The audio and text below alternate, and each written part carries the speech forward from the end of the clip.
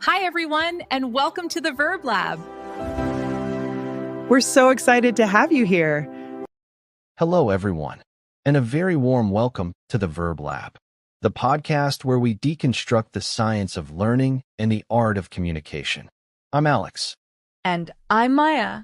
And we want to start today by asking you a very personal question. What if the most interesting, most capable, and most confident version of yourself is currently trapped behind a language barrier? What if the ideas, the jokes, and the personality that your friends and family love are waiting to be shared with the entire world? That is the reality for so many of us. We've been told that learning English has to be a struggle, that it requires endless memorization and a fear of making mistakes. Today, we are here to tell you that there is a better way. A smarter way, a more enjoyable way. This isn't just a lesson. It's a seminar on how to fall in love with the process of learning, and in doing so, unlock the fluent speaker that is already inside you. Exactly. Because let's be absolutely clear.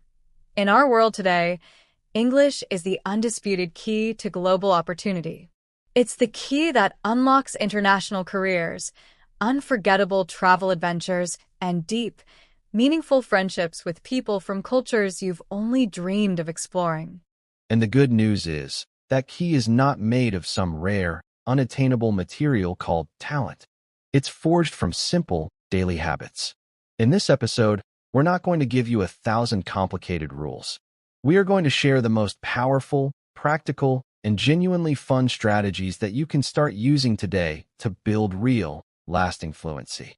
So, get comfortable, and let's begin this journey. I think it's essential that we start with a personal story because every journey starts with a single step. When I first began, I was completely overwhelmed. I thought fluency meant memorizing the entire dictionary. But my first true breakthrough came when I stopped trying to study and just started listening. I made a simple, non-negotiable promise to myself. I would listen to at least one thing in English every single day. Sometimes it was a simple children's story on a podcast. Sometimes it was a pop song I loved, which I would listen to on repeat. Sometimes it was the daily news. I didn't always understand every word, and that's okay. The point was to let my brain absorb the rhythm, the sounds, and the music of the language. And slowly, almost like magic, I started picking up new words and phrases naturally, without the stress of memorization. That's such a crucial point, Maya. That daily immersion is the foundation. It's like watering the soil before a plant can grow. And the next layer you build on top of that foundation is speaking. You have to make a commitment to activate your voice in English every single day, even if it's just for 5 minutes.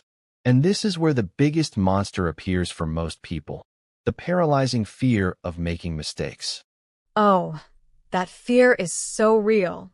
I remember my heart pounding in my chest, being terrified to even open my mouth. Exactly. But here is the mindset shift that will set you free. A mistake is not a failure. It is a sign of courage. It is proof that you are trying. It is a necessary and beautiful part of the learning process. Every time you make a mistake, your brain learns something incredibly valuable. Mistakes are not obstacles on the path. They are the path. You cannot reach your destination without walking it. And another powerful way to walk that path is by reading. I started with the simplest things I could find, like children's books. They were an absolute gift. The language was clear, the stories were fun, and the pictures gave me so much context. Reading, even just one page a day, is one of the best ways to see how words and sentences fit together in a natural, grammatically correct way. And to make that knowledge active, you have to try writing. Now, this doesn't mean you need to write a perfect essay. Start a small, private journal. At the end of every day, write one simple sentence in English about what you did. Today, I went to work. Today, I drank a delicious coffee. Today, I felt happy. This simple act forces your brain to retrieve vocabulary and actively structure your thoughts in English. Absolutely. And if you want to combine listening and reading in the most enjoyable way possible, I highly recommend watching videos in English. Start with something easy, like cartoons or animated films. The language is often simpler, and the visuals are a huge help. As you get more confident, you can move on to your favorite movies and TV shows. It's an incredible way to hear how real people speak in real situations, with real emotions. And you don't have to do it all alone. The internet has made it possible to find friends from all over the world. There are fantastic apps and websites specifically designed to connect you with other language learners. Finding a practice partner online is a brilliant way to build your skills in a supportive, low-pressure, and friendly environment. I think it's so important to also talk about patience. We live in a world that promises instant results for everything, but learning a language is a marathon, not a sprint. It is a gradual, organic process. There will be days and even weeks when you feel like you're not making any progress. That is a normal and expected part of the journey. It's more than normal. It's a sign that your brain is working hard in the background, consolidating everything you've learned. It's called the plateau of latent potential. Think of it like a bamboo tree. For years, it shows no growth above the ground. But underground, it's building a massive, complex root system. Then, when it's ready, it can shoot up 90 feet in just 6 weeks. Your consistent practice is building that root system. You must trust the process. And a great tool to help during this phase is a good dictionary app on your phone. When you hear or read a new word, don't just let it pass by. Look it up. Feed your root system. And if you want a way to learn without it feeling like you're studying at all, my favorite tip is to play games in English. This could be a complex video game on your computer or a simple word game app on your phone. When you're focused on solving a puzzle or winning a match, you're so engaged and having so much fun that you completely forget you're practicing. Your brain is absorbing vocabulary and sentence structures effortlessly because it's in a state of play. That's a perfect example of deep immersion. And as you get more comfortable, you can start practicing a more advanced and powerful technique, trying to think directly in English. This is about changing your internal monologue. When you see a tree, you want to train your brain to have the first thought be the word tree, not the word in your native language followed by a slow translation process. That's a tough one, but it's a true game changer. And to stay motivated with these challenges, it's essential to set small, achievable goals. Don't make your goal, I will be fluent in 6 months. That's too big and intimidating. Make your goal this week, I will learn 5 new words related to my hobby, or this week, I will have one 10-minute conversation with myself in the mirror. Hitting these small, concrete goals makes you feel successful and creates momentum.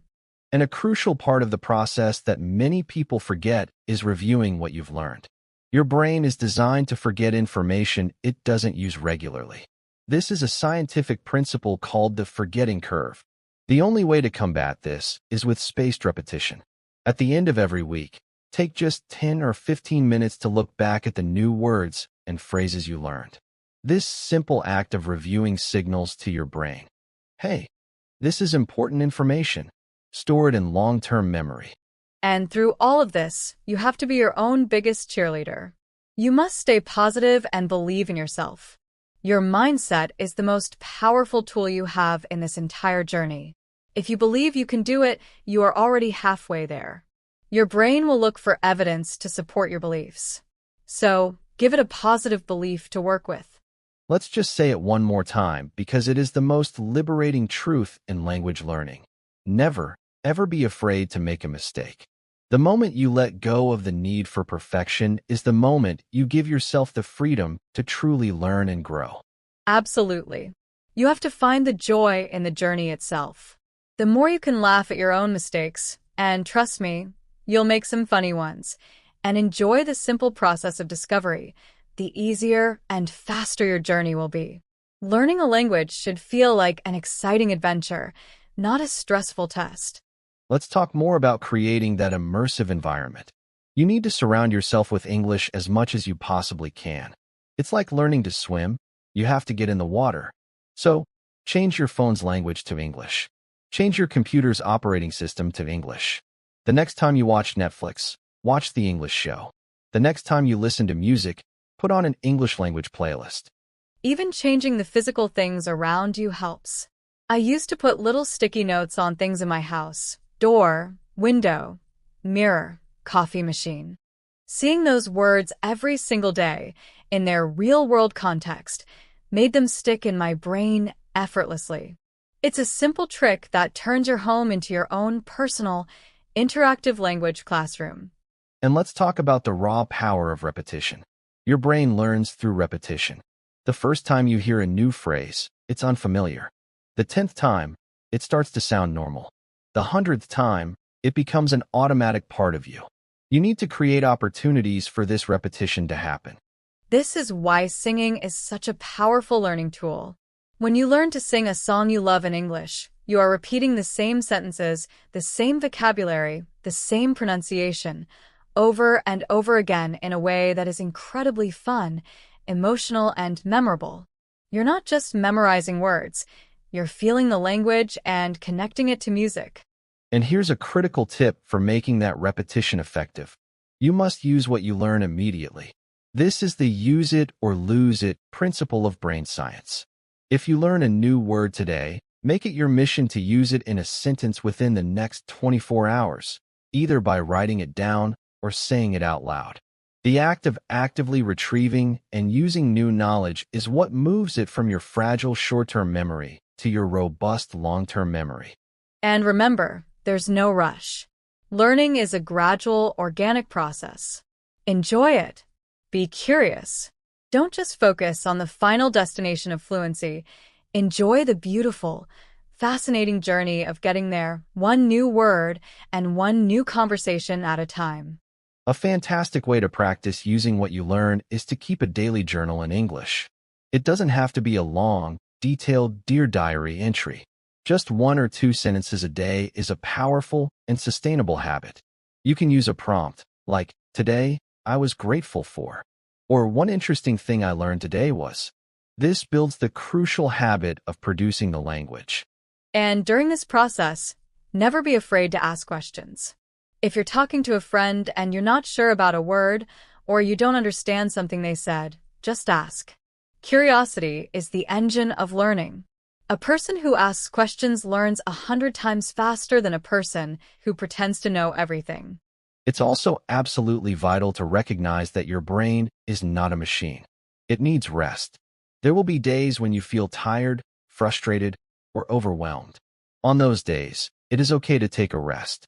In fact, it's essential. Your brain needs time to process and consolidate all the new information it's learning. A short break is not a sign of weakness. It's a smart learning strategy.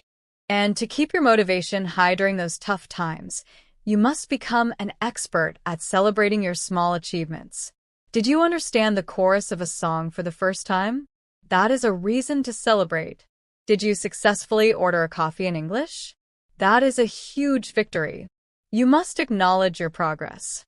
It will give you the emotional fuel you need to keep going. Another way to stay motivated is to remember that you don't have to do this all by yourself. Learning with a friend or in a group can be incredibly powerful.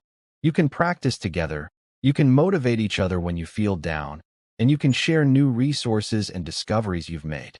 It turns learning from what can feel like a solitary struggle into a shared, social adventure.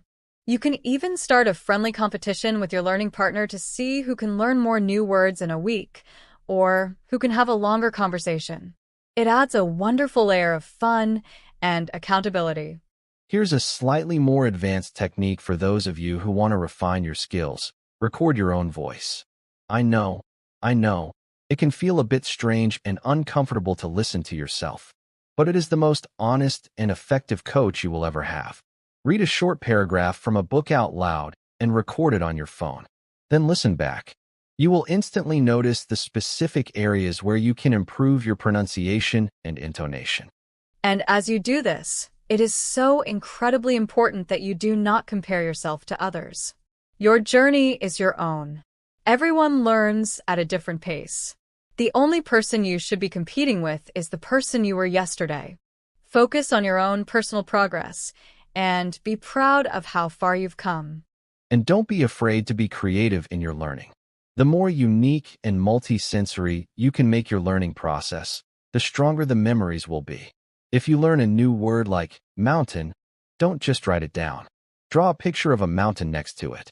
If you're feeling inspired, try writing a short, simple poem or a song in English using the new vocabulary you've learned this week. That's such a brilliant idea.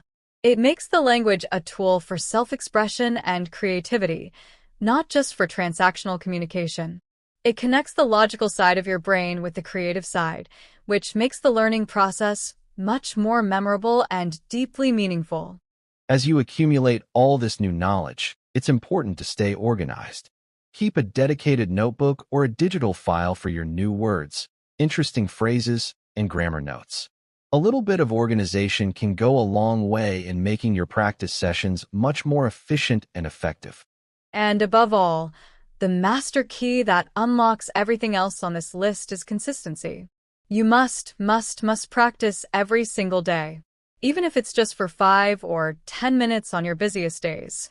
That small, daily effort, when compounded over time, is what creates massive, life-changing, and extraordinary results. Throughout this entire journey, you must remember the most important rule of all: be kind to yourself. You wouldn't scold a friend for making a mistake while learning a difficult new skill, so please do not scold yourself. Treat yourself with the same compassion, patience, and encouragement you would offer to someone you love. Your internal monologue should be that of a supportive and gentle coach, not a harsh and unforgiving critic. And a very practical tool for learning new words is the classic flashcard. You can make them yourself with paper or use a smart app on your phone like Anki or Quizlet, which use spaced repetition to show you the word right before you're about to forget it. They're a simple, powerful, and scientifically proven way to build your vocabulary through active recall. As you progress, the overall goal is to immerse yourself in the language as much as you possibly can. Try to have an English hour every day, where for 60 minutes, you only listen to, read, and, if possible, speak English. The more you surround yourself with the language, the faster it will stop feeling like a foreign language and start feeling like just another part of your world. And never, ever lose your sense of wonder. Stay curious. When you hear a new word, be excited to find out what it means. When you talk to someone from another country, be genuinely curious about their culture and their life. Curiosity is the engine of all learning and the joy of all discovery. Always ask questions. To feed that curiosity, take full advantage of the incredible online resources that are available to you. There are countless websites, apps, and YouTube channels dedicated to teaching English in fun and innovative ways. Find the ones that match your learning style and your personal interests. And as you learn a language, try to learn about the cultures of English-speaking countries. Understanding the cultural context behind a language will give you a much deeper and more nuanced understanding of why people say what they say. It will make you a more sensitive, aware, and effective communicator. And we will say it again, because it is that important: be patient. Learning a language is a marathon, not a sprint. It takes time. Trust the process. And as you're listening, make a conscious effort to listen to a variety of different accents. English is a global language, and being able to understand different accents, American, British, Australian, Indian, and many more, is a truly valuable and practical skill.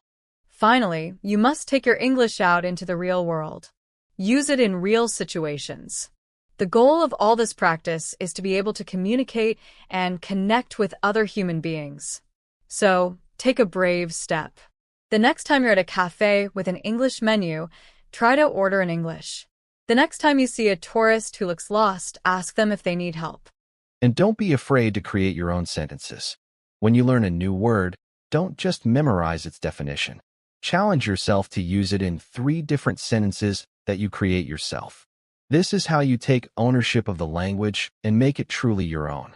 So, when you look back at everything we've talked about today, it all boils down to one simple, powerful, and liberating idea. Learning English can and should be a joyful adventure. It's about being brave enough to make mistakes, patient enough to trust the process, and consistent enough to show up for yourself every single day. It's about connecting the language to your passions, celebrating your small wins, and being your own best friend along the way. Your voice deserves to be heard. The world is full of fascinating people to meet and incredible things to learn, and English is the bridge that connects you to all of it. So, our final challenge to you today is this. Choose just one fun and simple thing from our conversation today and do it.